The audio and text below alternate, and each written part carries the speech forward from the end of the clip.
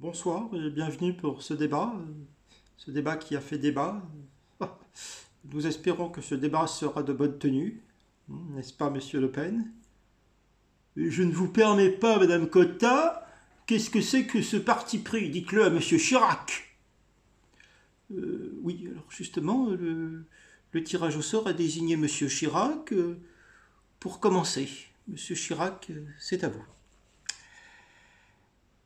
Madame Cotta, vous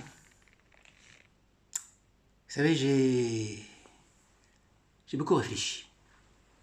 En effet, au départ, j'étais triste et je rejetais ce débat.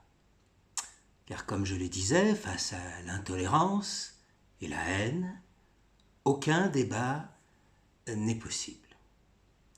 Et puis j'ai pensé aux Français désespérés, qui se sont réfugiés dans ce vote de la peur et de l'extrême. Si je suis là ce soir,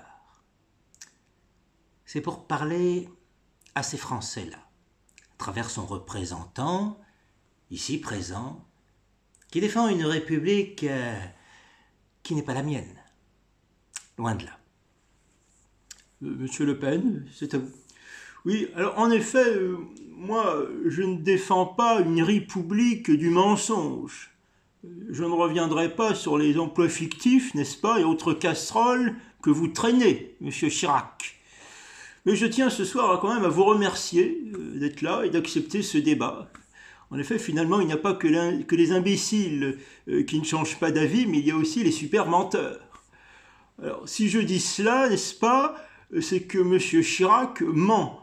Il ment délibérément depuis longtemps aux Français, en disant qu'il est de droite. On se rappelle son discours sur la fracture sociale, n'est-ce pas, pour finalement nous donner une TVA à 19,6. Toujours plus d'impôts, toujours plus d'immigration. Vous êtes finalement, Monsieur Chirac, pire que les socialistes, mais si vous voulez, ça ne m'étonne pas. Vous vendiez l'humanité dans votre jeunesse.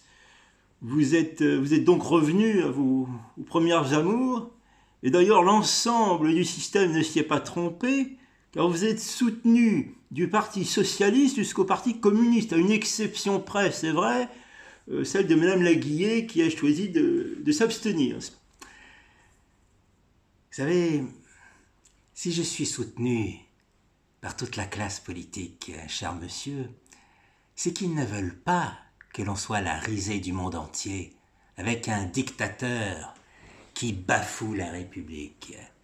Mais me diaboliser pour mieux vous dédouaner de vos magouilles et avoir l'immunité et être intouchable si vous êtes réélu. Vous n'êtes qu'un escroc, Monsieur Chirac.